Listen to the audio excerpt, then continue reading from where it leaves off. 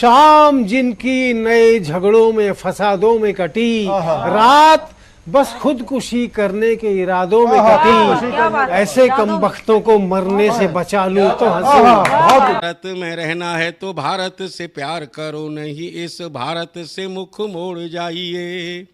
जिस मुल्क के रिवाज रीति नीति हो पसंद, उस मुल्क से ही नेज नाता जोड़ जाइए। एक राजा ने मांग भरी फिर मेरा मस्तक फोड़ दिया, एक राजा ने मांग भरी फिर मेरा मस्तक फोड़ दिया।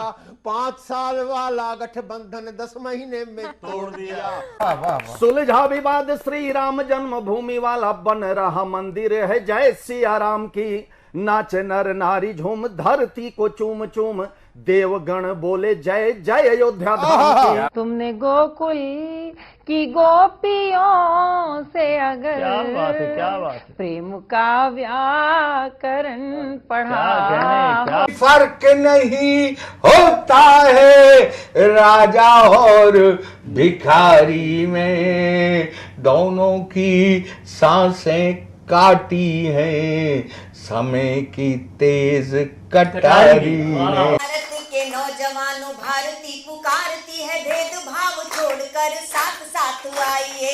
राहों पे लगी है फिर भारती की लाज, आज सिंहनाद कर सोए राष्ट्र को जगाइए। दोस्तों नमस्कार, मैं डॉक्टर प्रवीण शुक्ल आपको प्रणाम करता हूं। सतमौला कवियों की चौपाल में आपका हार्दिक स्वागत करता हूं। बोली मैं तेरे बच्चे का बाप बनने वाला हूं, ये देख। ओ फुद्दू, एक गैस से भरा गुब्बारा अपनी माँ को दिखाइयो। लाइफ में कुछ बातों का बचना बहुत मुश्किल, और जब हो साथ सतमौला और उसका चटपटा टेस्ट, तो हर चीज बचेगी आसानी। सतमौला celebrates the release of Fukre 3 in theaters near you. CM साहब, हमारे 30 विधायक अपोजिशन पार्टी में चले गए, अब आप सीएम नहीं रहे। सतमौला तो अब नया सीएम कौन बन रहा है? चल सतमौला खाओ, कुछ भी पचाओ। नमस्कार, सतमौला कवियों की चौपाल में आप सभी दर्शकों का हार्दिक स्वागत है। सतमौला कवियों की चौपाल, आपकी अपनी चौपाल। सतमौला कवियों की चौपाल में आज बहुत ही हर्ष का विषय है, आनंद मंगल का विषय है कि आज हमारे एपिसोड में पधार रहे हैं देश की प्रमुख विभूतियां, जिसमें से हमारे बीच में उपस्थित है प्रोफेसर डॉक्टर संजय पासवान जी, पूर्व केंद्रीय मंत्री भारत सरकार और वर्तमान में आप विधायक हैं, राजनेता हैं और बहुत बड़े साहित्यकार हैं। हमारे साथ उपस्थित हैं आज सतमौला कवियों की चौपाल में देश की लब्ध प्रतिष्ठित कवित्री अल्पना सुहासिनी जी। अल्पना सुहासिनी जी, आप देश की लब्ध प्रतिष्ठित कवित्री होने के साथ साथ हरियाणवी फिल्मों की आप सुप्रसिद्ध लीड रोल निभाने वाली आप बहुत सफल नायिका हैं। जोरदार तालियों के साथ हम उनका स्वागत करें। अल्पना सुहासिनी हमारे बीच में उपस्थित हैं देश के लब्ध प्रतिष्ठित चर्चित गजलकार श्री राम अवतार बैरवा जी। राम अवतार बैरवा जी, काफ़ी समय से आप गज़लें लिख रहे हैं, गज़लें मंचों पे जाते हैं। मैं ऐसे चर्चित गज़लकार का हार्दिक अभिनंदन करता हूं। अब मैं उनसे मिलवाने जा रहा हूं देश के लब्ध प्रतिष्ठित हास्य व्यंग कवि, जिनका मेरा नाता कम से कम 30 वर्षों से भी पूर्व है, यानी कि हम युवा वय के साथी हैं। और उस समय महेंद्र अजनबी जी भी और हम भी अपने जुल्फें झटका के चला करते थे, जैसे फिल्म अभिनेत्री कमर मटका के चलती हैं, हम जुल्फें झटका के चला करते थे। उस टाइम के साथी महेंद्र अजनबी जी हमारे बीच में, जहाँ जोरदार ताली के साथ हम उनका स्वागत करते हैं।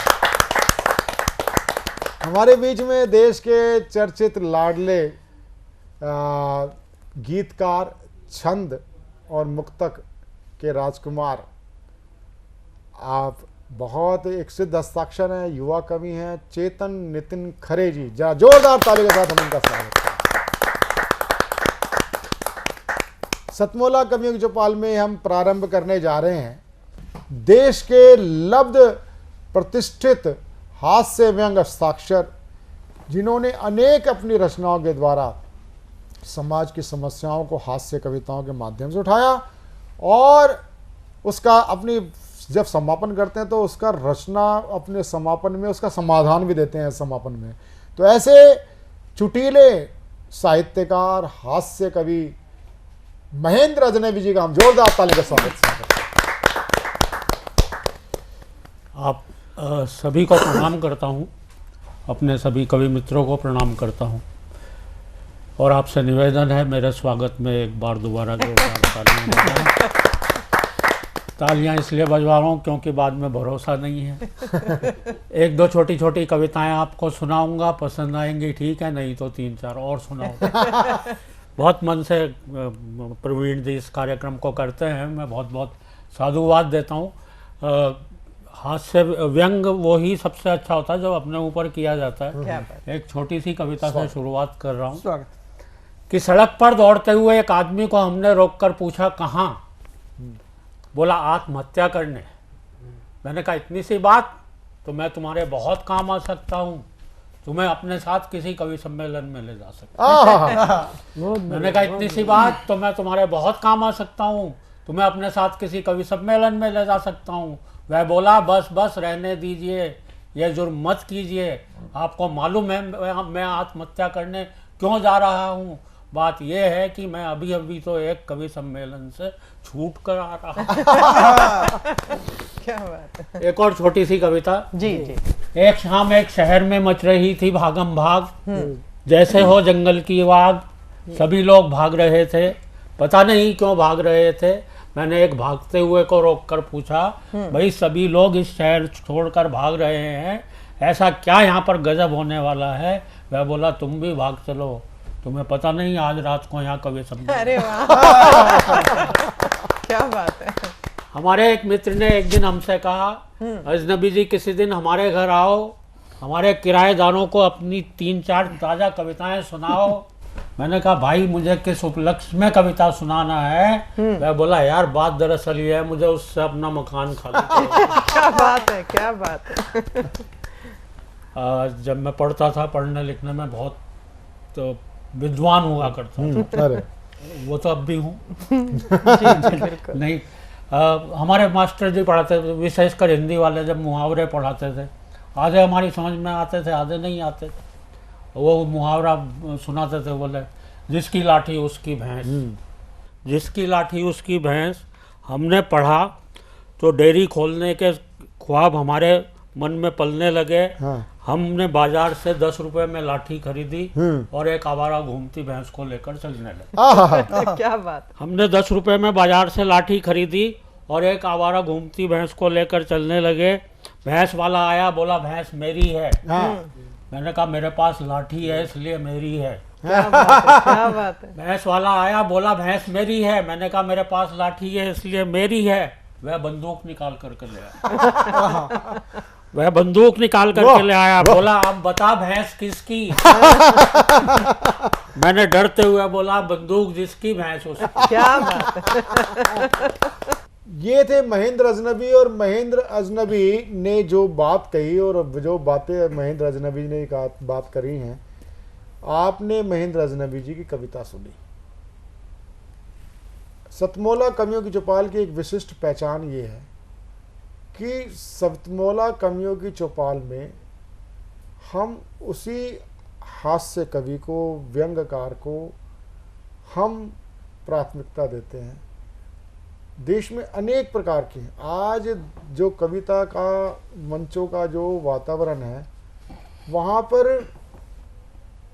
हास्य व्यंग जिस शरद जोशी जी को आपको सुन सुन करके आप यहाँ पर आगे आए हैं, आज शरद जोशी जी का लिखित गद्यों से, नाटकों से लापतागंज जब आया सब टीवी पे, सोनी पे, तहलका मच गया लापतागंज का।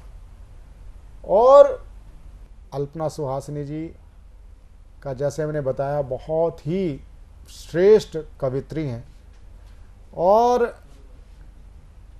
उनसे मैं बात करूं, उनको कविता के लिए प्रस्तुत करूं, निवेदन करूं, उससे पहले मैं चाहूँगा कि अल्पना जी से कुछ हम बातचीत करें, क्योंकि वो एक कवित्री होने के साथ साथ आप गीतकार हैं, कवित्री हैं, और आप सबसे बड़ी बात है कि आज फिल्मों की आप सफलतम अभिनेत्री हैं।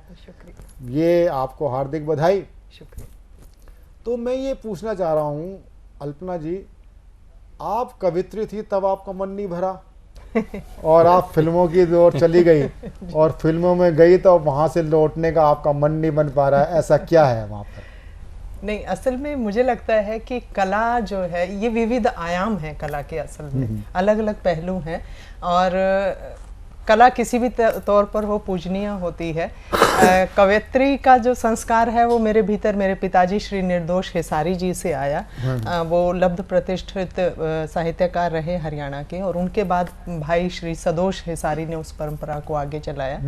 अफसोस है कि वो दोनों ही अब हैं नहीं, लेकिन उनके बाद जो है माँ सरस्वती का मुझ पर विशेष वो रही कृपा रही कि मैं थोड़ा बहुत कुछ लिख लेती हूँ, और गज़लें कहती हूँ मूलतः, और गीत लिखती हूँ। तो काव्य मंचों पर जाना हुआ। लेकिन अगर फिल्मों की बात करें तो मैं बहुत आरंभ से ही, शादी से भी पहले थिएटर करती थी। अरे वाह जी, तो बहुत थिएटर किया, और उसके बाद बहुत सारे शोज़ भी हुए उन दिनों हमारे, बहुत सारे नाटक हमने जगह जगह पर मंचन किया। इंटर यूनिवर्सिटी और नेशनल लेवल तक हमारे सभी नाटक गए। उसी दौरान एक ऑफर आई थी फिल्म की, शादी से पहले भी, पर होता है परिवेश असल में कि इतनी इजाज़त नहीं मिली। लेकिन अब जो है हरियाणा में इस समय जो है बहुत ज़्यादा काम हो रहा है। जब से आदरणीय यशपाल शर्मा जी जो कि हिसार के हैं, और संयोग से मैं भी हिसार से ही हूँ, तो उन्होंने आकर के एक तरह से जो बंजर हो गई थी ज़मीन हरियाणा की फिल्म के क्षेत्र में, उसे फिर से उर्वरा कर दिया है। उन्होंने बहुत मेहनत की है, और अब जो है एक के बाद एक जो है बहुत सारी फिल्में आ रही हैं, और अब तो जो है स्टेज OTT प्लेटफॉर्म आ गया है। तो उसकी वजह से जो है अब बहुत सारी वेब सीरीज भी बनने लग गई हैं, नए फिल्मकारों को अवसर मिल रहे हैं, उन्हें जो है प्रोड्यूसर मिल गए हैं असल में। मैं कुछ आपसे 2-3 प्रश्न करना चाहूँगा फिल्म से संबंधित। एक आपकी सुप्रसिद्ध फिल्म जो अभी सिनेमा में भी, क्षेत्र में भी, अभी ऑस्कर के लिए भी चयनित नामांकित हुई थी, वो दादा लक्ष्मी जी। दादा लक्ष्मी में जो आपका किरदार था जी, उसके बारे में जरा जरूर बताएं। जी, दादा लक्ष्मी फिल्म जो है वो अब तक 80 से ज़्यादा अंतर्राष्ट्रीय अवार्ड ले चुकी है, और उसमें जो है नेशनल अवार्ड भी लिया है, और कांस फिल्म फेस्टिवल में वो गई थी। साथ ही साथ जो है अभी भी पूरी लोकप्रियता के शिखर पर है, और मैं ये कहूँगी कि हरियाणा में दर्शकों की थिएटर में वापसी में बहुत बड़ा योगदान दिया है दादा लक्ष्मी फिल्म ने। दादा लक्ष्मी जी को हम सब जानते हैं, वो हरियाणा के सूर्य कवि कहे जाते हैं। पंडित लक्ष्मीचंद जी जो हैं सांगी रहे थे, और वो खुद लिखते थे, रचते थे, और उन पर माँ सरस्वती की विशेष कृपा थी, और उन्होंने 150 से ज़्यादा रागनियाँ और सांग जो हैं उस समय लिखे। 100 वर्ष पहले जो है वो हरियाणा में थे, और उनके 100 वर्ष पहले के परिदृश्य को जस का तस आज के समय में उकेरना। कभी बेहतर, चाहे जितना मर्जी अच्छा रचना धर्मिता कर रहा हो जी, अगर उसके पास प्रस्तुति का अभिनय नहीं है जी, क्यों महेंद्र जी? क्या बात है, बढ़िया। प्रस्तुति का अभिनय नहीं है जी जी, तो वो केवल साहित्यिक काव्य गोष्ठी तक सीमित रह जाता है। जी जी, और जिसके पास काव्य प्रस्तुति का एक विशेषज्ञ होता है, जी जी, उसका प्रमाण है हमारे डॉक्टर कुमार विश्वास जी, हमारे प्रमाण है महेंद्र अजनबी जी जी जी, हमारे प्रमाणित तो ऐसे व्यंग्यकार, शरद जोशी जी रहे। जी जी, शरद जोशी इतने अच्छे व्यंग्यकार थे। अगर KP सक्सेना जी जैसे थे गद्यकार, अगर शरद जोशी जी मंचों पे होते, उस टाइम मंच उपलब्ध थे ही नहीं थे, लेकिन शरद जोशी जी भी अगर आके वो पढ़ते तो इतने सफल नहीं होते। कारण क्या कि वो प्रस्तुता नहीं थे। जी जी, आप प्रस्तुता भी हैं, आप अभिनेत्री भी हैं, आप कवित्री भी हैं, इस नाते मैं नहीं मैं एक बात बीच में बोलना चाह रहा हूँ। शरद जोशी जी ने आखिर के 8-10 सालों में मंच से पढ़ना शुरू कर दिया था।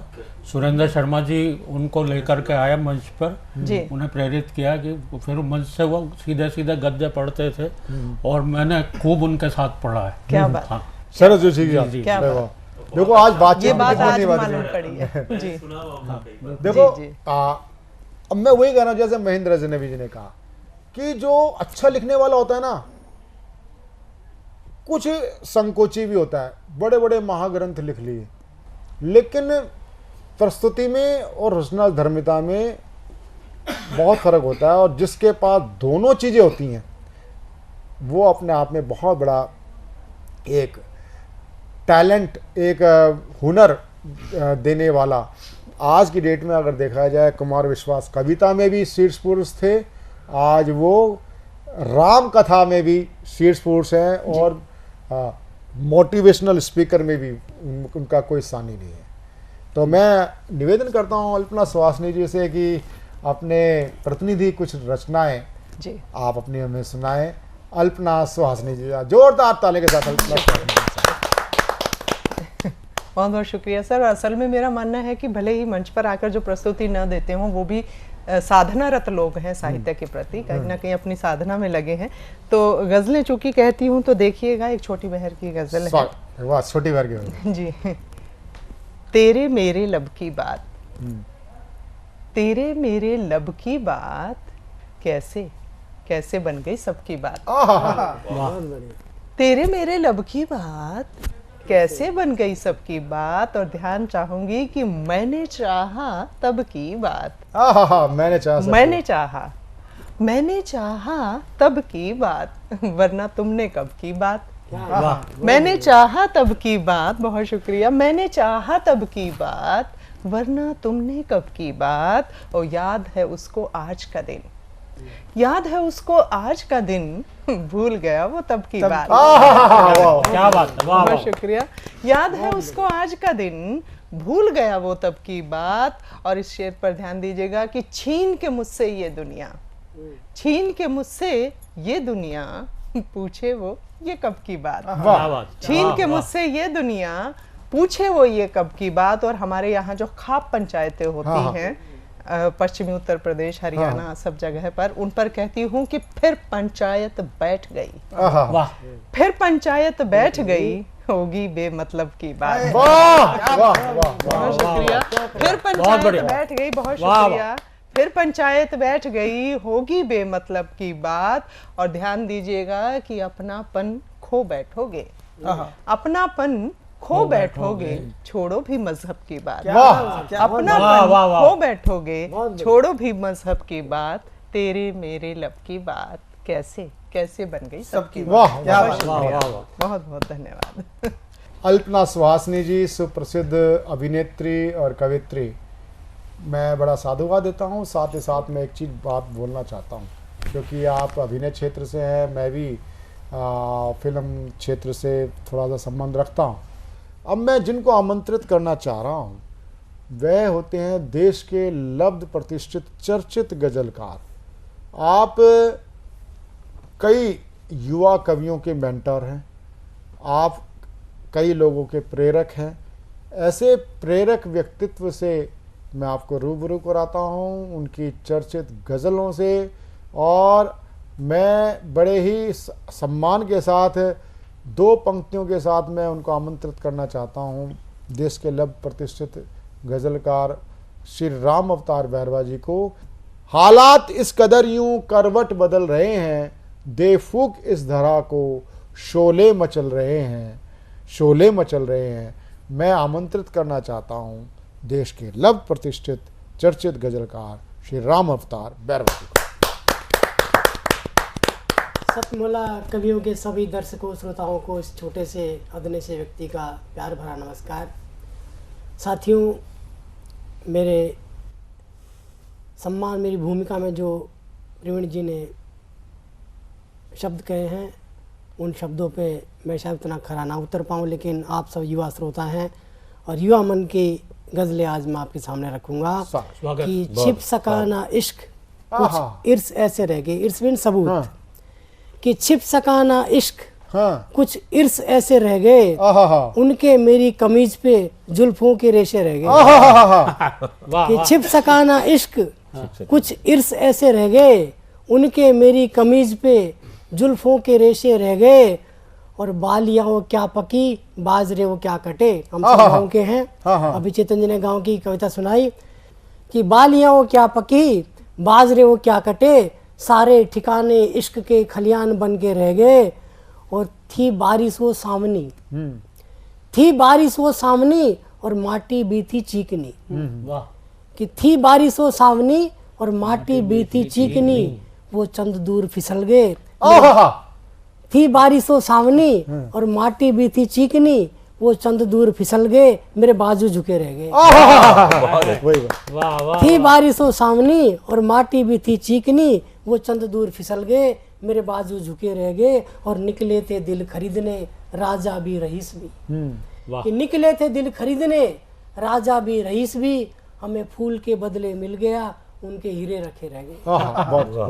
कि निकले थे दिल खरीदने राजा भी रईस भी हमें फूल के बदले मिल गया उनके हीरे रखे रह गए। और आखिरी है कि उनके हीरे रखे रह गए और शीशे सी उनकी शक्ल में हमें शक्ल अपनी दिख गई। शीशे सी उनकी शक्ल में हमें शक्ल अपनी दिख गई हम खुदी के रुख से जीवर रुख मिलाते रह गए।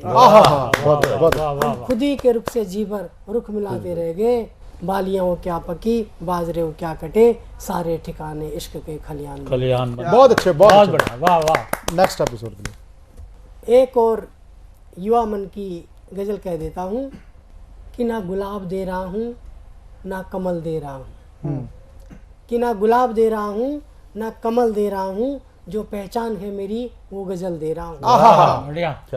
कि ना गुलाब दे रहा हूँ ना कमल दे रहा हूँ जो पहचान है मेरी वो गजल दे रहा हूँ।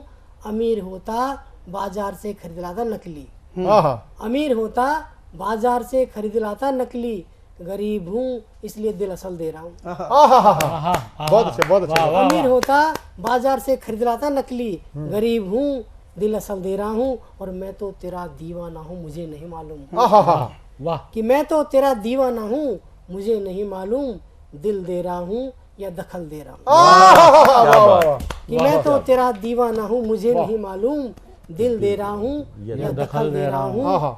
और हमसे नफरत भी है तो बेपरवाह चले आओ हमसे नफरत भी है तो बेपरवाह चले आओ मैं खंजर दे रहा हूँ और मक्तल दे रहा हूँ। खंजर दे रहा हूँ और मक्तल दे रहा हूँ और हमने तो 2 घड़ी में फैसला कर लिया।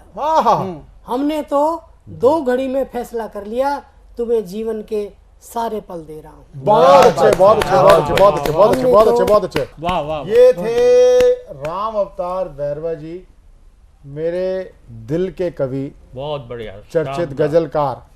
और मैं आमंत्रित करता हूँ देश के लब्ध प्रतिष्ठित एक मुक्तक गीत छंदों के रचयिता युवा हस्ताक्षर चेतन नितिन खरे। बहुत बहुत धन्यवाद। और कार्यक्रम का सफल संचालन कर रहे आदरणीय बड़े भाई प्रवीण आर्या जी को बहुत बहुत बधाई और सतमोला कवियों के चौपाल के सभी दर्शकों को मेरी ओर से बहुत बहुत प्रणाम। और आइए 4 पंक्तियों से अपनी बात शुरू करता हूँ। आज मुक्तक और गीत के माध्यम से ही अपनी बात करूँगा कविता करूँगा।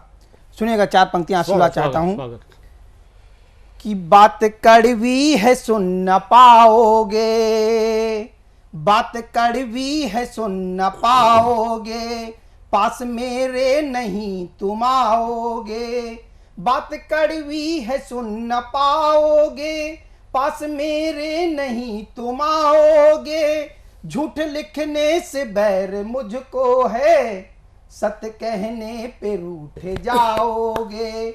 और सुनिएगा 4 पंक्तियां कि उन्हीं गलियों से तुम निकलते हो उन्हीं गलियों से तुम निकलते हो मेरे चिन्हों को देख चलते हो उन्हीं गलियों से तुम निकलते हो मेरे चिन्हों को देख चलते हो दोस्त कहते थे पहले मुझको तुम अब इतना क्यों बताओ जलते वाह, वाह, वाह, वाह, वाह। अब इतना क्यों बताओ जलते हो। और हम सभी का नाता कहीं ना कहीं गांव से है। हम ऐसी पृष्ठभूमि से आते हैं, छोटे छोटे गांवों से, कस्बों से चलकर महानगर और मेट्रो से जैसे बड़े शहरों में आते हैं। तब चार पंक्तियां और सुनिएगा कि नदी के धार की खुशबू, वृक्ष के छांव की माटी।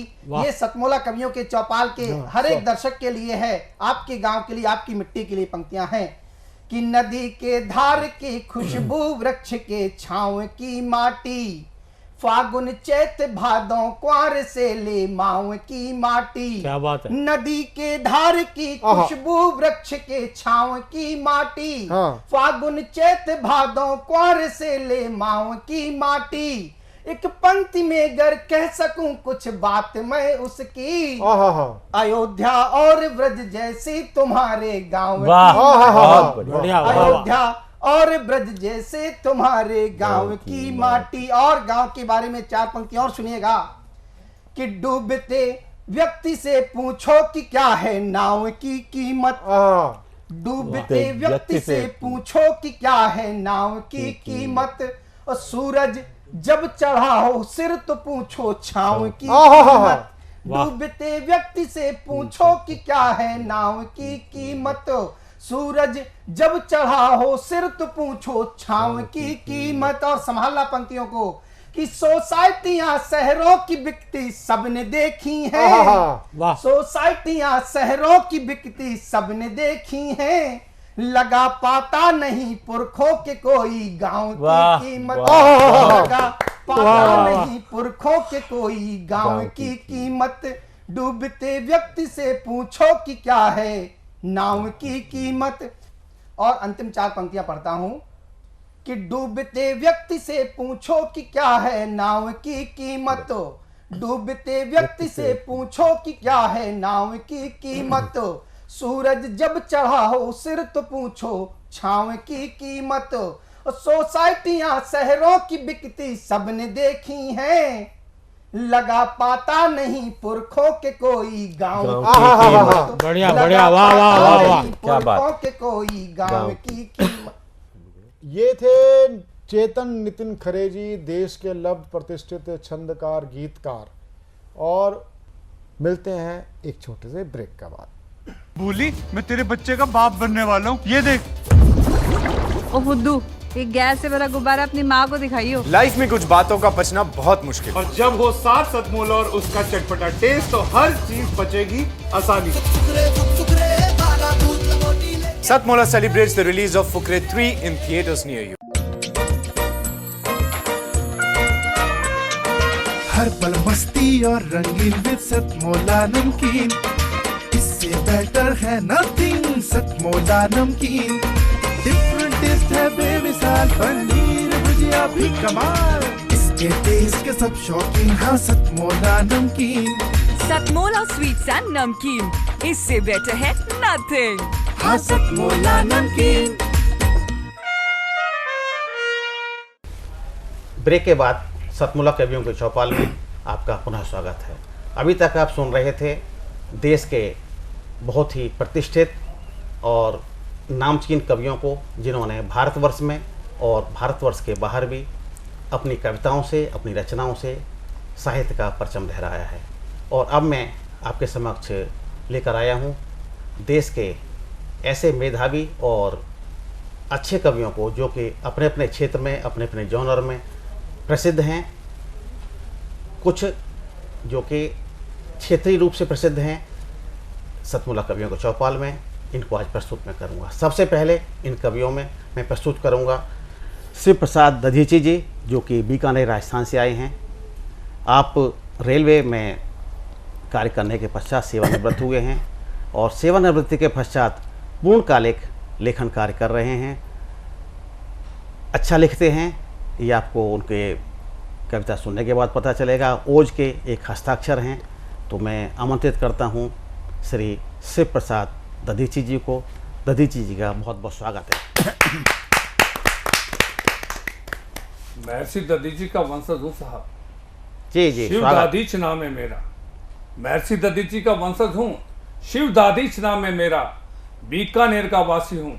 कच्चे पक्के अल्फाजों से मैं वाणी को सजोता हूँ और त्याग, समर्पण और भावना मातृभूमि के लिए रखता हूँ और मातृ शारदे को वंदन करके गीत अमन के पढ़ता हूँ। वाह वाह। मातृ शारदे को वंदन करके गीत अमन के पढ़ता हूँ। गीत में जब प्रीत लिखोगे तो करुणा वंदन हो जाएगा।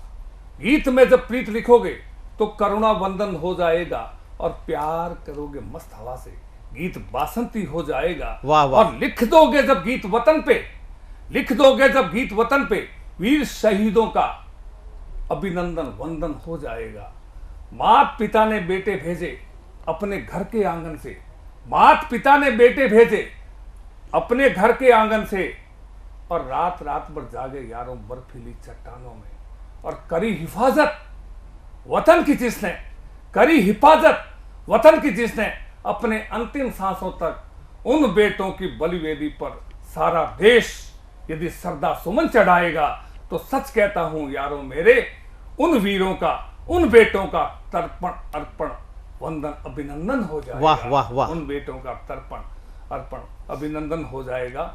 सुहाग सेज पर नारी क्या है, मातृ शक्ति को दो पंक्तियां देना चाहता हूं मित्रों कि सुहाग सेज पर बैठी बोली, प्रियतम मेरे, सीमा पर दुश्मन ने फिर ललकारा है, सीमा पर तुम लड़ने जाओ, दुश्मन के तुम सर काटो, फिर आकर मांग मेरी तुम भर लेना, और हो गए शहीद तो कसम तुम्हारी जोड़ा नहीं उतारूंगी मैं, हो गए शहीद तो कसम तुम्हारी जोड़ा नहीं उतारूंगी मैं, और तेरे नाम की मेहंदी से मैं सारा जीवन जी लूंगी मैं, तेरे नाम की मेहंदी से मैं सारा जीवन जी लूंगी मैं।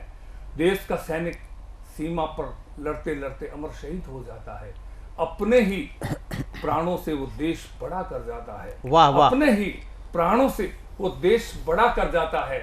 और देश की वर्दी कब घबराई इन आतंकी आकाओं से, देश की वर्दी कब घबराई इन आतंकी आकाओं से।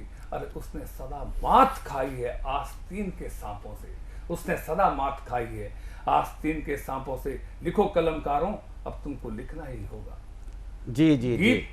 क्रांति का अब तुमको गाना ही होगा। और कलम तुम्हारी घबराई तो फिर पछताना पड़ जाएगा, और राजनीति के छल छंदों से मेरा भारत बिक जाएगा। वाह वाह वाह। राजनीति के छल छंदों से मेरा भारत बिक जाएगा।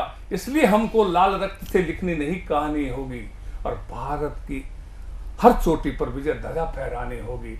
दिल्ली की आंखों में भी देखो पौरुष का पानी है, दिल्ली की आंखों में भी देखो पौरुष का पानी है। अरे दुश्मन को समझा दो ये धरती हिंदुस्तानी है। वाह वाह वाह। दुश्मन को समझा दो ये धरती हिंदुस्तानी है।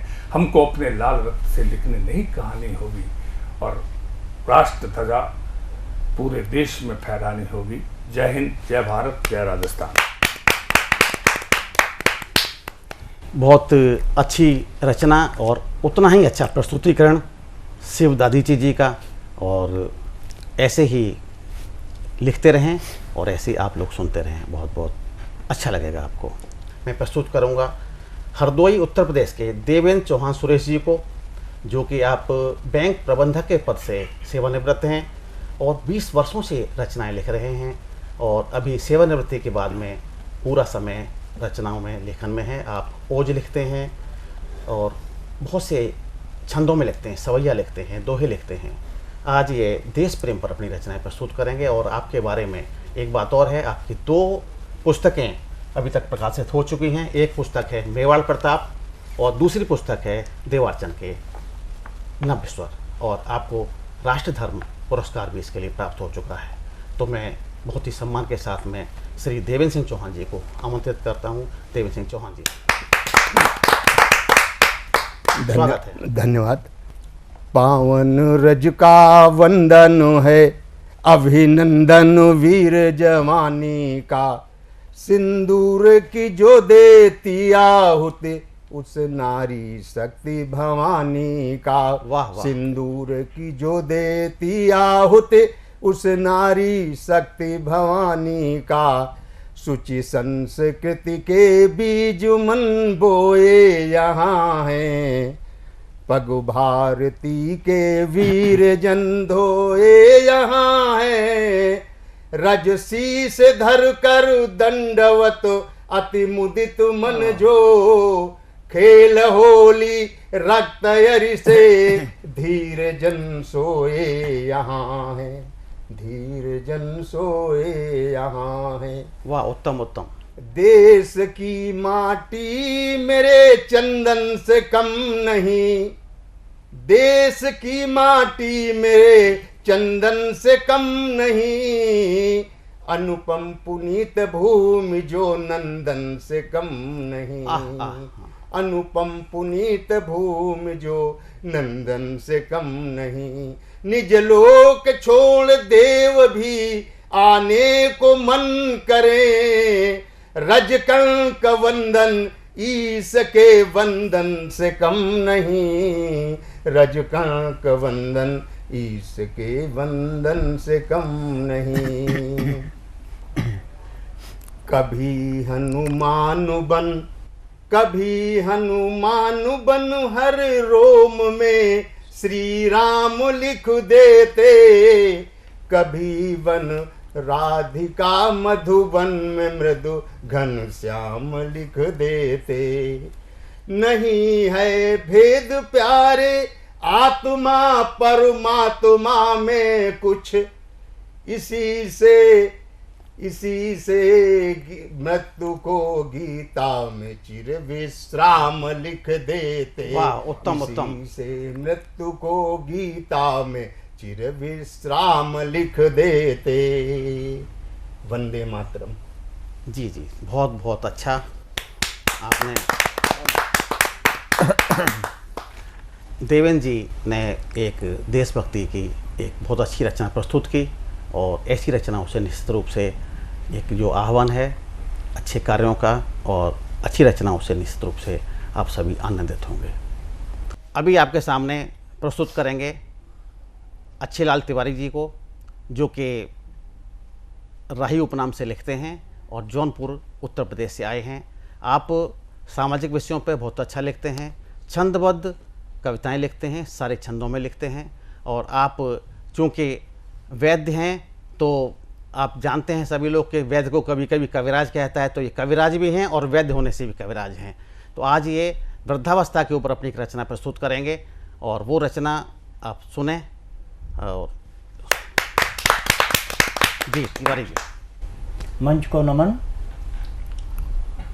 बुघौती कविता का शीर्षक है बुघौती।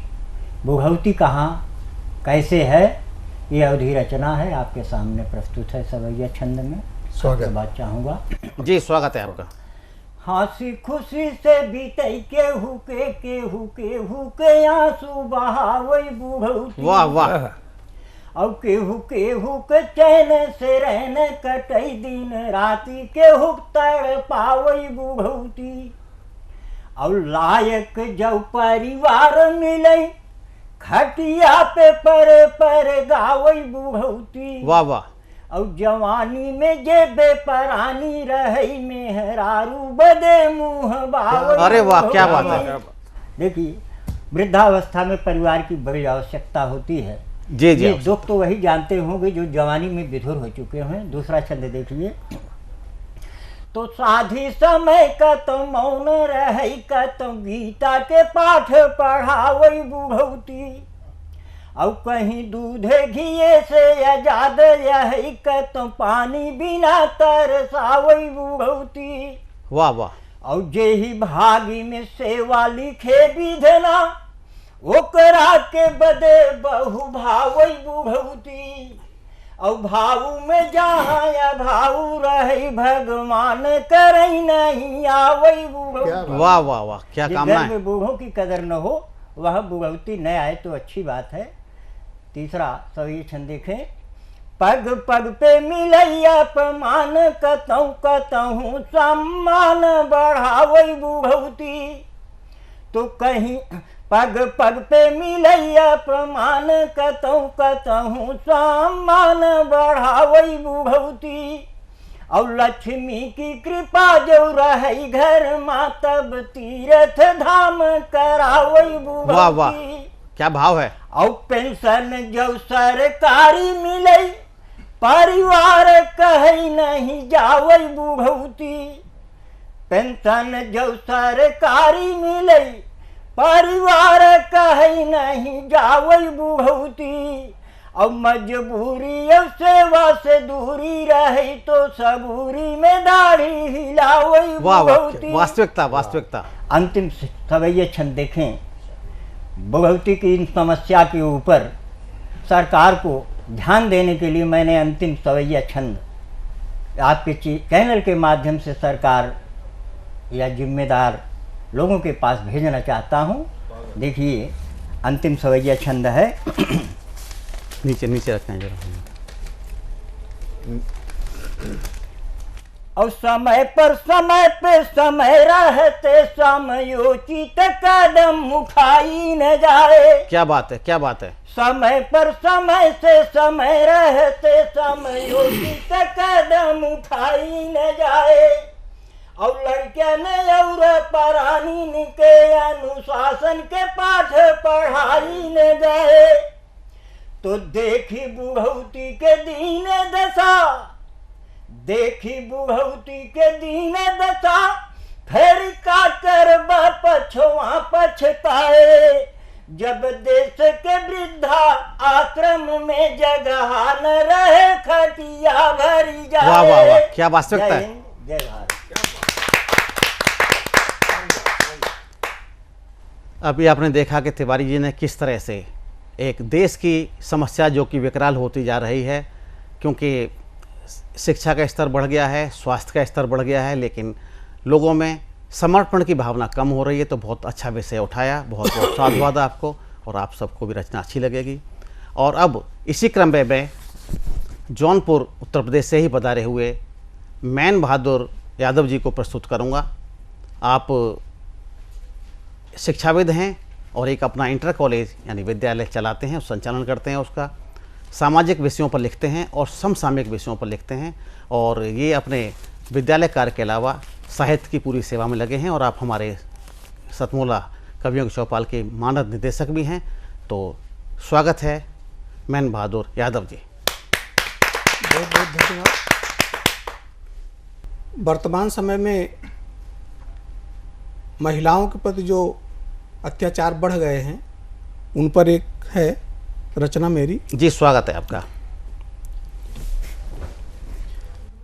कैसे जन्म सुता को दें खुद ही माए डरी हुई, कैसे जन्म सुता को दें अब खुद ही माए डरी हुई, हैं पग पग उन्हें नोचने को गिद्धों से राहें भरी हुई। वाह वाह वाह।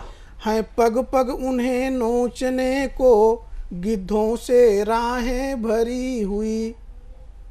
सोच सोच तन कांप रहा मन विचलित है माओं का, सोच सोच तन कांप रहा मन विचलित है माओं का। विडंबना है, विडंबना है। देख सुता की करुण दशा, देख सुता की करुण दशा, साहस विचलित है माओं का। अब जन्म अगर हो दुहिता का, अब जन्म अगर हो दुहिता का, बोले डर जननी परी हुई, कैसे जन्म सुता को दें अब खुद ही माएँ डरी हुई। बड़ी व्यवस्था है पग पग उन्हें नोचने को गिद्धों से राहें भरी हुई। कैसे बिहसें जनक सुताएं पग पग खड़ा दशानन है, कैसे बिहसें जनक सुताएं पग पग खड़ा दशानन है। कहाँ कहाँ पहुँचे मोहन जब मन मन बसा दुशासन है। देख चहकती परियों को, देख चहकती परियों को जब कुत्सित मनसा हरी हुई, कैसे जन्म सुता को दें अब खुद माए हैं डरी हुई। क्या चित्रण किया है, सही है पग पग उन्हें नोचने को गिद्धों से राहें भरी हुई। सरस्वती का रूप बेटियां ये चामुंडा दुर्गा काली हैं। वाह वाह। सरस्वती का रूप बेटियां ये चामुंडा दुर्गा काली हैं। पालन सृजन करें सृष्टि का, इस जहां की ये हरियाली है। वाह वाह, क्या उपमा है। क्या भाव तुम्हारे मन उपजे, क्या भाव तुम्हारे मन उपजे, जो दृष्टि इतनी जरी हुई। कैसे जन्म सुता को दें, अब खुद माए हैं डरी हुई। है पग पग उन्हें नोचने को, गिद्धों से राहें भरी हुई। कैसे जन्म सुता को दें, अब खुद हैं माए डरी हुई। एक दूसरी रचना है जी, स्वागत है। वर्तमान समय में नेताओं के ऊपर है, ये किसी दल विशेष से नहीं है, सब पे समान रूप से लागू है।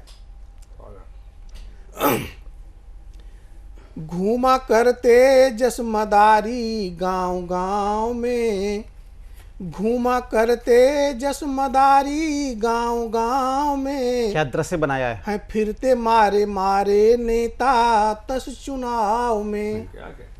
घूमा करते जसमदारी गांव गांव में, है फिरते मारे मारे नेता तस चुनाव में। गांव की राहों में गाड़ियों का मेला है, गांव की राहों में गाड़ियों का मेला है। नेताजी के मेले में तू खड़ा अकेला है। क्या वास्तविकता है। डूबो ना मझधार में, डूबो ना मझधार में, बैठ इनकी नाव में। घूमा करते जसमदारी गांव गांव में। क्या मजबूरी है। न कर यकीन तू वादों पर, न कर यकीन तू वादों पर, ये चुनावी बेला है। तुमको रिझाने का यह तो इनका खेला है। तुझको रिझाने का यह तो इनका खेला है। कर जरा विचार तू, कर जरा विचार तू, बैठ टूटी ठाव में। घूमा करते जसमदारी गांव गांव में। क्या चेतावनी गीत बन गया ये तो। मीठी मीठी बातों से अब तुम्हें लुभाएंगे, मीठी मीठी बातों से अब तुम्हें लुभाएंगे। जिनको तुम सुने नहीं काम वो गिनाएंगे। योजना का मेघ बरसे, योजना का मेघ बरसे, पीपल की छांव में। क्या प्रलोभन है। घूमा करते जसमदारी गांव गांव में। जीत कर चुनाव ये हमको तुमको चूसेंगे, जीत कर चुनाव ये हमको तुमको चूसेंगे। कागज के घोड़ों से फिर राज को मूसेंगे। वाह वाह वाह। बातों का ही मरहम देंगे, बातों का ही मरहम देंगे, तेरे मेरे घाव में। घूमा करते जसमदारी गांव गांव में। पाते ही कुर्सी नेता देव बन जाएंगे। तेरे मेरे मुद्दों को ना सदन में उठाएंगे। छिप जाते जनता के मुद्दे, छिप जाते जनता के मुद्दे, इनकी कांव कांव में। घूमा करते जसमदारी गांव गांव में। तेरे मेरे ओटों का जब हाथ इनके ठेला होगा, तेरे मेरे ओट का जब हाथ इनके ठेला होगा। कुर्सी के लाने फिर दल बदल का खेला होगा। बिक जाते दो कौड़ी वाले, बिक जाते दो कौड़ी वाले, हीरों के भाव में। घूमा करते जसमदारी गांव वाह वाह वाह वाह। फिरते मारे मारे नेता तस चुनाव में। घूमा करते जसमदारी गांव गांव। ये थे श्री मैन बहादुर यादव जी, जिन्होंने सामाजिक सरोकार में निश्चित रूप से एक बेटियों के ऊपर बहुत अच्छी रचना जी कि किस प्रकार बेटी की माँ या परिवार भयग्रस्त होता है बेटी के बाहर जाने में, और साथ साथ समसामयिक विषय जो चुनाव पर एक बहुत सदी हुई और अच्छी जरूर बोलना। और अब आपके सामने प्रस्तुत करता हूँ शायर आबिद राहतगढ़ी को, जो कि सागर मध्य प्रदेश से आए हैं और ये एक अच्छे गज़लकार और बहुत अच्छे शायर हैं। जब शायर को आप सुनेंगे इनको तो अब पता चलेगा कि किस प्रकार से कोई शायर देश प्रेम पे लिख सकता है और श्रृंगार तो गज़ल में लिखेगा ही। और आप एक मानवाधिकार कार्यकर्ता हैं और कई सामाजिक संगठनों से जुड़े हुए हैं और जो कि सामाजिक संगठन समाज के विकास के लिए कार्य करते हैं। तो स्वागत है राहतगढ़ी जी। कौमी एकता इत्तेहाद का परचम लहराते हुए ये शेर आपकी खिदमत में मैं रख रहा हूँ। स्वागत है। कि लड़ेंगे देश की खातिर, लड़ेंगे देश की खातिर, जब तक जिस्मों में जान बाकी है। अभी हिंदू सलामत है, अभी मुसलमान बाकी है। वाह वाह वाह। और जब भी खतरे में हो वतन की सरहदें, हमें आवाज़ दे देना, अभी वतन पर मिटने के लिए हमारा ख़ानदान बाकी है। वाह। और ये गज़ल जो मैंने कही है आपकी खिदमत में रख रहा हूँ। ऐ मोहब्बत आज़माना हमने सीखा ही नहीं, ऐ मोहब्बत आज़माना हमने सीखा ही नहीं, दिल लगा कर दिल दुखाना हमने सीखा ही नहीं। वाह वाह वाह। अच्छा। दिल लगा कर दिल दुखाना हमने सीखा ही नहीं, अपने वादे से मुकरना तुमको आता है मगर, अपने वादे से मुकरना तुमको आता है मगर, बेवफाई का फसाना हमने सीखा ही। वाह वाह वाह, क्या बात है। बेवफाई का फसाना हमने सीखा ही नहीं। और ये शेर देखें जो मुझे बहुत पसंद है। एक ही से दिल का सौदा उम्र भर को कर लिया, वाह वाह। एक ही से दिल का सौदा उम्र भर को कर लिया, हर किसी से दिल लगाना हमने सीखा ही नहीं, हर किसी से दिल लगाना हमने सीखा ही नहीं। और ये शेर भी देखें। भूल जाने का हुनर सीखा है तुमने बाकमाल, भूल जाने का हुनर सीखा है तुमने बाकमाल,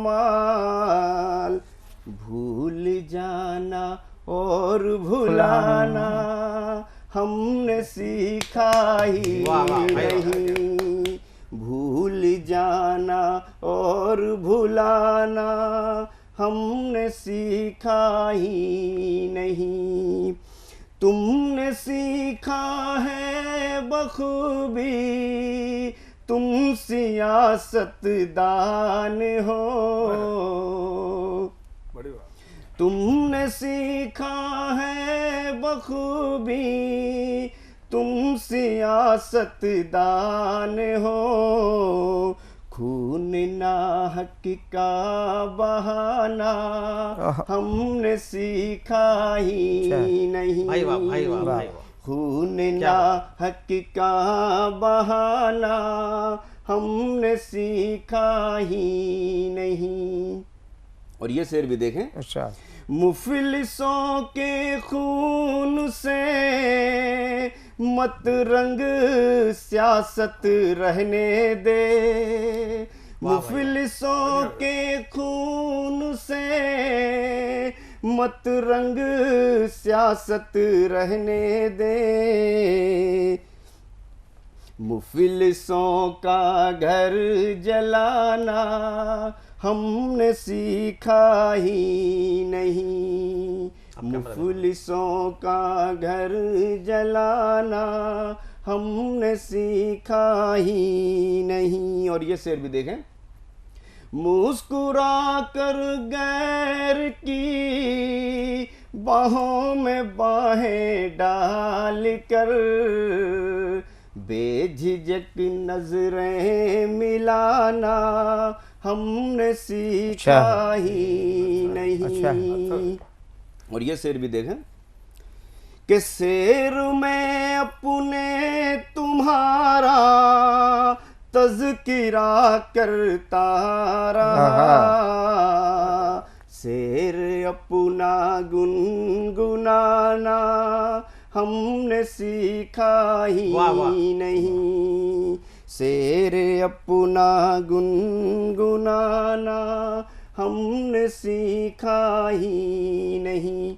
और ये शेर मक्ते का शेर है, हम तो आबिद खामियां अपनी गिनाते थक गए, हम तो आबिद खामियां अपनी गिनाते थक गए, खूबियां अपनी गिनाना हमने सीखा ही नहीं, खूबियां अपनी गिनाना हमने सीखा ही नहीं। बहुत बहुत धन्यवाद। ये थे आबिद जी, जिन्होंने समा बांध दिया निश्चित रूप से अपनी रचनाएं देश प्रेम के लिए आपने शेर कहे। उसके बाद में निश्चित रूप से बहुत अच्छा श्रृंगार पे गज़ल जो थी इनकी, वो एक बहुत स्त्री गज़ल थी। आप सुनेंगे तो निश्चित रूप से आप लोग सराहेंगे। और इसके बाद में अपने वीडियो सेगमेंट में मैं आज प्रस्तुत करूंगा राजस्थान डीडवाना के मूल रूप से निवासी छोटू सिंह प्रजापत, जो कि आजकल एक कंपनी में सऊदी अरबिया में टेक्नीशियन और इंजीनियर के पद पर कार्यरत हैं। वो आप चूँकि डीडवाना में जन्म हुआ है तो राजस्थानी संस्कृति से पले बड़े हैं, और आप स्नातक हैं। स्नातक के बाद कंप्यूटर शिक्षा ली हुई है इन्होंने, और टेक्नीशियन की पढ़ाई करने के बाद में पदस्थापित हुए हैं। ये पिछले 4-5 वर्षों से विदेश में रह रहे हैं, और विदेश में ही आपके मन में काव्य के अंकुर फूटे, और बहुत ही अच्छी रचना लिखते हैं। सामाजिक विषयों पर लिखते हैं, परिवार के और विषयों पर बहुत अच्छा लिखते हैं, देश पर भी लिखते हैं। और आप इस अपने कार्य के अलावा, रचना के अलावा एक पत्रिका सब दर्पण पत्रिका में एक पत्रकार के रूप में भी काम करते हैं, बहुमुखी प्रतिभा के धनी हैं। तो सुने छोटू सिंह प्रजापत जी को। नमस्ते, आमंत्रित करने के लिए हार्दिक आभार। और आज मेरी रचना प्रस्तुत है जिसका शीर्षक है भाई का प्यार। भाई का प्यार। तो शुरू करता हूँ। एक बात पूछूं तुझको बताना भैया जी, ना छिपाना भैया जी, कितने हैं रहते हो तुम चिंता में भैया जी, कितने हैं रहते हो तुम चिंता में भैया जी, परिवार में तुम्हें हो बड़े सबसे हो भैया जी, परिवार में तुम्हें हो बड़े सबसे हो भैया जी, कितने रहते हो तुम चिंता में भैया जी, कितने रहते हो तुम चिंता में भैया जी, जब हम थे छोटे छोटे चल बसे थे पिताजी, जब हम थे छोटे छोटे चल बसे थे पिताजी, सबसे थे तुम बड़े परिवार में भैया जी, सबसे थे तुम बड़े परिवार में भैया जी, सारा था खेती का मम्मी अकेली थी, सारा था खेती का मम्मी अकेली थी, जाते थे हम स्कूल आप जाते खेतों में, जाते थे हम स्कूल आप जाते खेतों में, घर के ते खर्च बहुत, चिंता में भैया जी, घर के ते खर्च बहुत, चिंता में भैया जी, कितने हैं रहते हो तुम चिंता में भैया जी, कितने हैं रहते हो तुम चिंता में भैया जी। होली कभी दिवाली सिलसिला त्योहारों का, होली कभी दिवाली सिलसिला त्योहारों का, घर में ते खर्चे बहुत चलाना मुश्किल था, घर में ते खर्चे बहुत चलाना मुश्किल था, बहनें हुई जब बड़ी चिंता थी शादी की, बहनें हुई जब बड़ी चिंता थी शादी की, चलाना घर मुश्किल था रिश्ता भी जरूरी था, चलाना घर मुश्किल था रिश्ता भी जरूरी था, लेकर शादी को तुम चिंता में भैया जी, लेकर शादी को तुम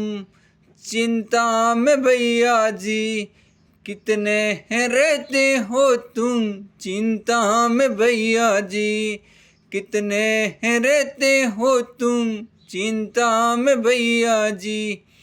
हमारे हो पितृ समान आदर्श हो भैया जी, हमारे हो पितृ समान आदर्श हो भैया जी, एक बात पूछूं तुझको बताना भैया जी, ना छिपाना भैया जी, कितने हैं रहते हो तुम चिंता में भैया जी, कितने हैं रहते हो तुम चिंता में भैया जी। और मेरी दूसरी रचना प्रस्तुत है जिसका शीर्षक है विश्व योग दिवस। विश्व योग दिवस मनाते हैं सब उत्सव के साथ, मनाते हैं सब उत्सव के साथ, चाहे बच्चे हो या बुजुर्ग, चाहे बच्चे हो या बुजुर्ग, स्कूल में या कॉलेज में, स्कूल में या कॉलेज में, योग को लेकर सभी मौज में, योग को लेकर सभी मौज में, करते हैं सभी वरिष्ठ और जवान, करते हैं सभी वरिष्ठ और जवान, बच्चे मेडिटेशन और व्यायाम, बच्चे मेडिटेशन और व्यायाम, करते हैं सभी प्राणायाम, करते हैं सभी प्राणायाम, ताकि शुरुआत कर सके योग की, ताकि शुरुआत कर सके योग की, बता सके दूसरों को जब, बता सके दूसरों को जब, कैसे रहना है स्वस्थ भी, कैसे रहना है स्वस्थ भी।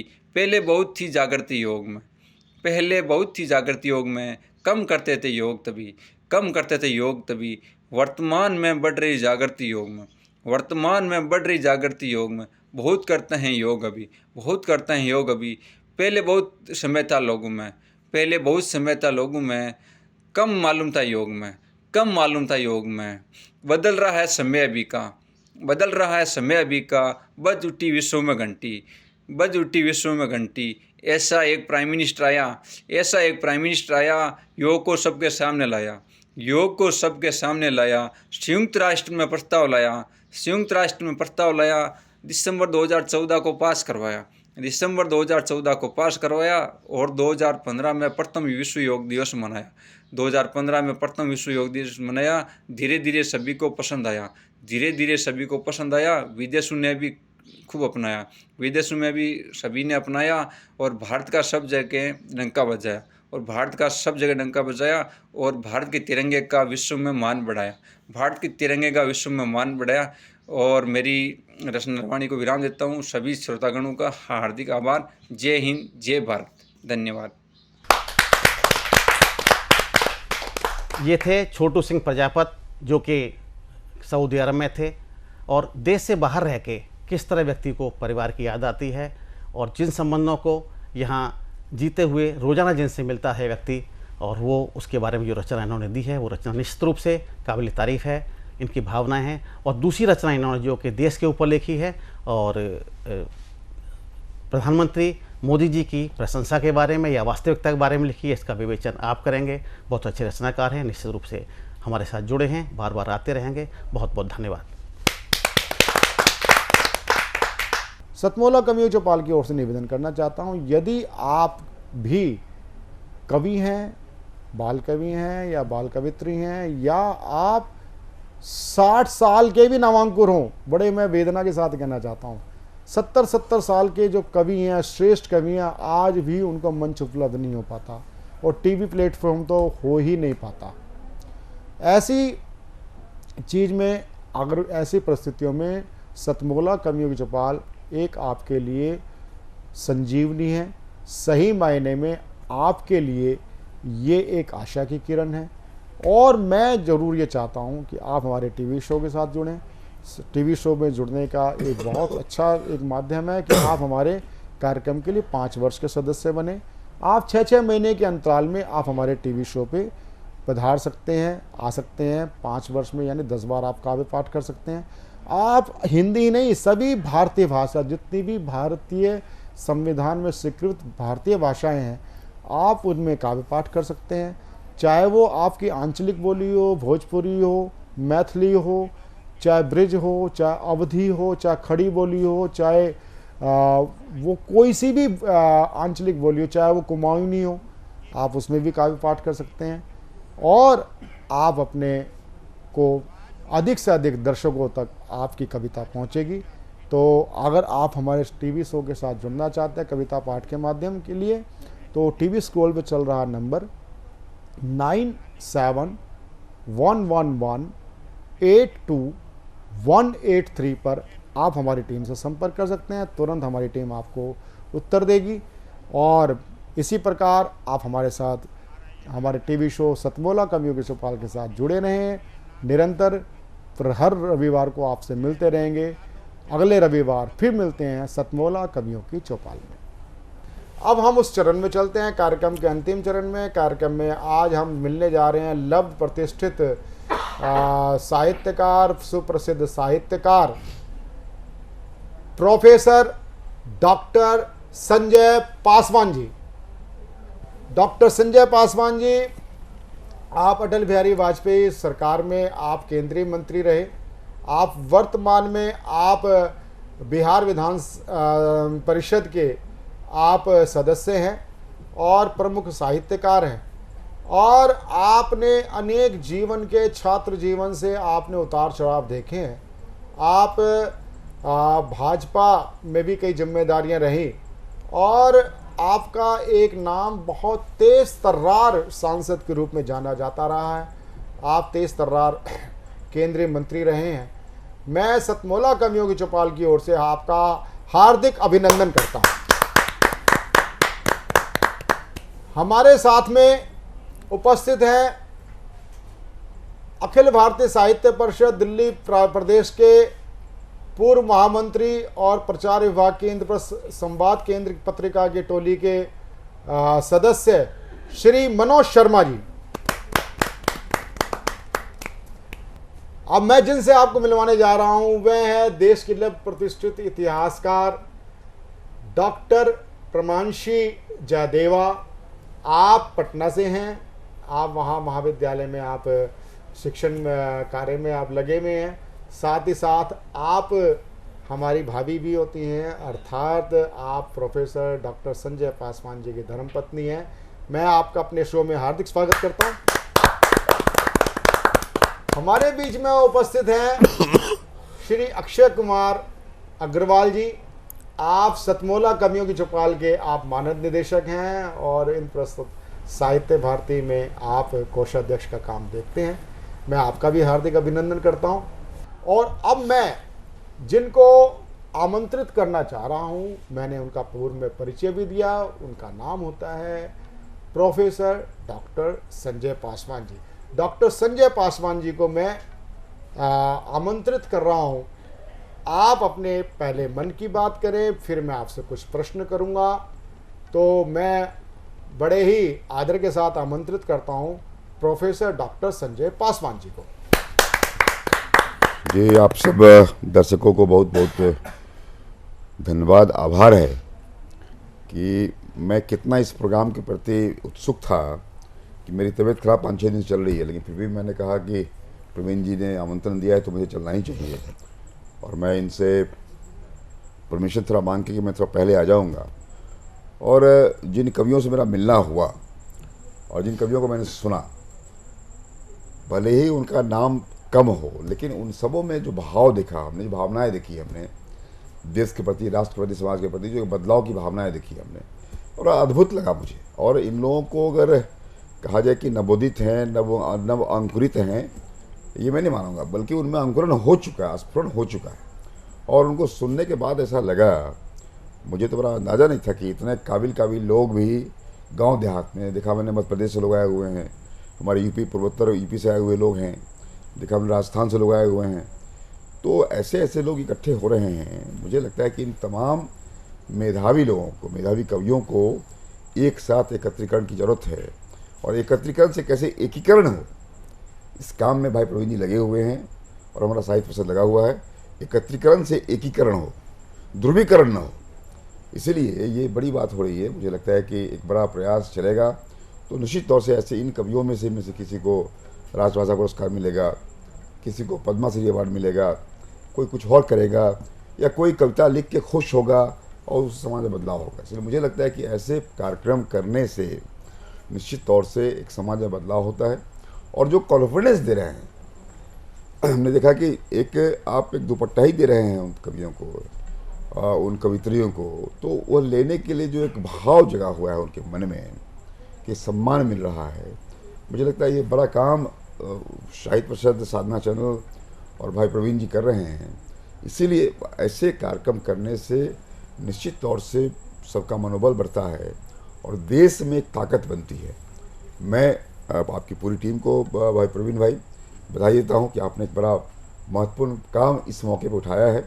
और आज जब देश में प्रधानमंत्री जी, एक ऐसा प्रधानमंत्री जो देश को नंबर 1 बनाने में लगा हुआ है, आइए हम सब मिल करके कैसे कविता के माध्यम से, कविता भी एक विधा है, इस विधा से कैसे सामाजिक छटपटाहट से बाहर निकल सकते हैं, एक अच्छी नैरेटिव कर सकते हैं। ये कविता के माध्यम से एक अच्छा खासा हम लोग सामाजिक समरसता के, सामाजिक समता के, सामाजिक रूपांतरण के जो नैरेटिव कर सकते हैं, उसका काम करने का काम प्रयास कर रहे हैं भाई हमारे प्रवीण जी। मेरी पूरी शुभकामना सुभाषित है, इसलिए मैं आ भी गया।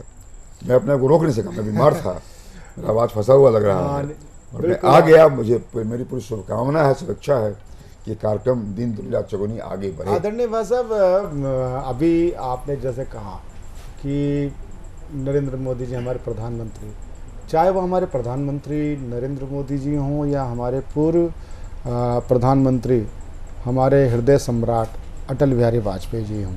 अटल बिहारी वाजपेयी जी तो स्वयं में एक बहुत श्रेष्ठतम कवि थे। उनकी मेरी क्या उन कविताएं आपने पढ़ी होंगी, मैंने उनके साथ और वर्तमान में हमारे राष्ट्र नायक प्रधानमंत्री जी भी, वो भी जब संसद में बहुत वातावरण कटु हो जाता है तो वो किसी ना किसी कवि की पंक्तियों को उद्धृत करते हुए वो वातावरण को एक हल्का करने के, बड़ा शांत करने की कोशिश करते हैं और उससे ठाके भी लगते हैं। तो कभी ऐसा भी प्रसंग आया अटल बिहारी वाजपेयी जी की सरकार में कि जब ऐसा आपने संसद में आपने सहभागिता की, जब ऐसा वातावरण हुआ और उस समय साहित्य की क्या जिसको बोलते हैं ना, साहित्य का एक जो सुखद अनुभव कि साहित्य ने उस वातावरण को हास्य विनोद के माध्यम से, कविता के माध्यम से ऐसा वातावरण बदलने का अपनी सक्षमता दिखाई है। एक बार की बात है कि हाउस में बिहार में कुछ लोग मारे गए थे, तो हमने 0 आवर में क्वेश्चन उठाया था कि हाउस को चलना बंद करवाना चाहिए और हाउस न चले और बिहार में जो मरे हुए लोगों के प्रति सम्मान व्यक्त करना चाहिए। तो अटल जी हमारे प्रधानमंत्री थे, हमारे साथ थे, तो उन्होंने उठ के कहा कि भाई जिनको जाना था चले गए, जिनको जाना था चले गए, मगर अब तुम क्यों जा रहे हो? अब हमको उन्होंने कहा कि तुम क्यों हाउस होके जा रहे हो? और समस्याओं पे चर्चा हुई, हम लोग बैठे, बाइकआउट नहीं किया बिहार के एमपीज़ ने। तो इस बात से मतलब छोटी सी बात पे उन्होंने, फिर हम सब लोग बैठ गए, नहीं गए बाहर में, फिर चर्चा कुल मिला के 2 घंटे चर्चाएँ उस बात पे हुई और बाद में जो लोग उसके जिम्मेवार थे उसको पकड़े गए और जो परिवार मारे गए थे उनको फिर मुआवजा मिला। तो मतलब ये कि इस ढंग से अपने छोटी छोटी बातों को कह करके, ठीक आपने कहा कि हाउस में एक कवि बन होता है तो कवि मन डी स्ट्रेस करता है, एक तनाव को कम करता है। वर्तमान में हमारे प्रधानमंत्री कवि ना है, लेकिन वो कविताओं का संकलन करके लाते हैं और हाउस को डी स्ट्रेस करते हैं, तनाव मुक्त करते हैं। तो एक तो ये क्षमता तो कविताओं में है, कवियों में है।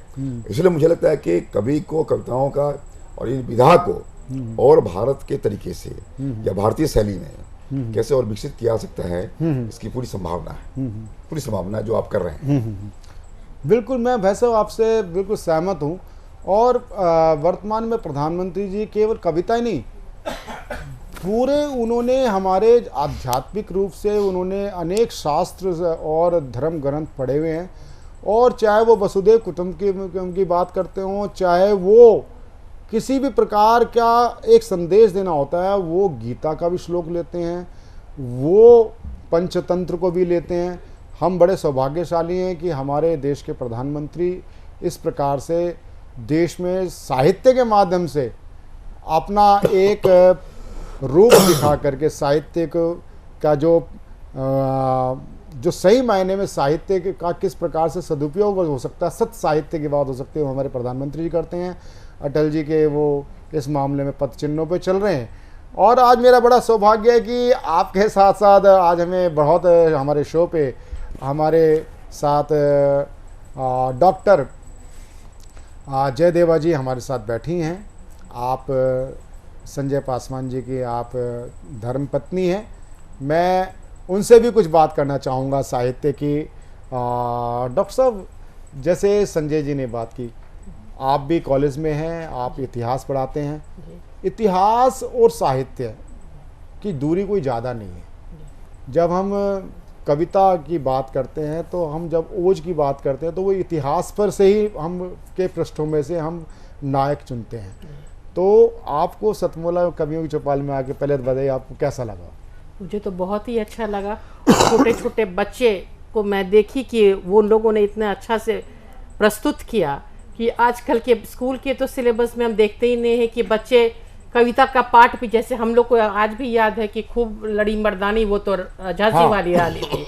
तो वो फीलिंग आती थी और उसको हम लोग पढ़ते थे, रटते थे, उसका नाटक करते थे। पर अब तो बच्चे उतना समय ही कहाँ देते। आज जैसे स्टोरी टेलिंग का चर्चा हो रही थी कि अमेरिका में स्टोरी टेलिंग का एक जॉब अब हो गया है। अब के बच्चे तो स्टोरी टेलिंग तो छोड़ दीजिए, उतना समय या कहानी सुनना, नानी दादी को भी इतना समय नहीं है। अब तो मोबाइल में ऑन किए, अपना शो देखे, बस उसी से माँ भी निश्चिंत है, मोबाइल ऑन कर दी और अपने काम में लगी। तो अब वो चीज़ चली जा रही है। पर हमारा जो ये कविता का आज ये मैं देखी कि आज भी बच्चे हैं या बड़े लोग भी जो कविता लिख रहे हैं, पढ़ रहे हैं, इसको और हम लोगों को प्रोत्साहित करना चाहिए ताकि लोगों को पढ़ने में रुचि चली गई है कि लोग इसको पढ़े। लोग पढ़ाई में बहुत कम लोग कविता लिखे, कहानी पढ़े। जैसा कि आजकल स्टोरी टेलिंग का भी इतना वैल्यू हो रहा है, इसको और बढ़ावा देना चाहिए। बहुत बहुत आभार भाभी जी, आपने जो बात कही। हम साहित्य परिषद और सतमोला कवियों चौपाल के माध्यम से हम जो बच्चे हैं, छोटे छोटे बच्चे, उनके अंदर एक काव्य प्रतिभा को हम जगाने का प्रयास करते हैं। मैं अभिनंदन करता हूं उनके माता पिताओं को भी, उन्होंने उनकी ललक साहित्य और कविता के प्रति जगाई।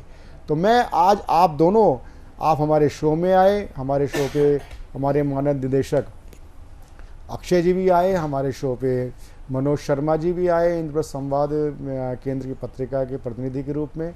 मैं आप सभी सज्जनों का हार्दिक अभिनंदन, हार्दिक आभार करता हूं। नमस्कार दोस्तों, मैं अनिल मित्तल, चेयरमैन सतमोला ग्रुप। मैं जैसे आप सब लोग जानते हैं कि 2004 के अंदर मैंने सतमोला कवियों की चौपाल आरंभ करा परवीन आर्य जी के साथ मिलके। तो हमारा उद्देश्य दोस्तों यही था कि जो आज ये काव्य पाठ है, जो ये बुद्धिजीवी वर्ग जो ये सुंदर काव्य पाठ हम लोग करते हैं, तो वो धीरे धीरे आज के ज़माने में लुप्त ना होता जाए। जो आज मॉडर्नाइजेशन चल रहा है, जितना टीवी पे हम और भी चीज़ें बढ़ती जा रही हैं, तो ये ना हो कि हमारी पुरानी जो ये एक संस्कार थे, पुरानी सभ्यता थी, कविता पाठ था, वो धीरे धीरे ये लुप्त होता जा रहा था। तो इसीलिए हम दोनों ने मिलकर 2004 के अंदर सतमोला की कवियों की चौपाल आरंभ करी, जिसके अंदर हम ऐसा प्लेटफॉर्म देते रहे हैं जिसके अंदर नए से नए कवि, जो भी कवि काव्य पाठ है उसमें करना चाहे उसका स्वागत करते हैं हम लोग, उन्हें मौका देते हैं नए नए कवियों को। और आप लोगों से यही निवेदन है कि जो भी, चाहे आप पहली बार काव्य पाठ करते हैं तो आप सतमोला कवियों की चौपाल के प्लेटफॉर्म पर आएँ, आप लोगों का स्वागत है। उसके अंदर आप अपनी मौलिक कविताओं को सुनाएं, उनके अंदर जो भी कमी होगी तो हमारे पुराने जो एक्सपीरियंस कवि हैं वो उनको सुधारेंगे और आपको और इम्प्रूव करने की कोशिश करेंगे। आपसे निवेदन है कि सतमोला कवियों की चौपाल में आएँ और अपना काव्य पाठ करें। भूली, मैं तेरे बच्चे का बाप बनने वाला हूँ, ये देख। ओ फुद्दू, एक गैस से भरा गुब्बारा अपनी माँ को दिखाइयो। लाइफ में कुछ बातों का बचना बहुत मुश्किल है। और जब हो साथ सतमोला और उसका चटपटा टेस्ट तो हर चीज बचेगी आसानी से। Satmola celebrates the release of Fukre 3 in theaters near you.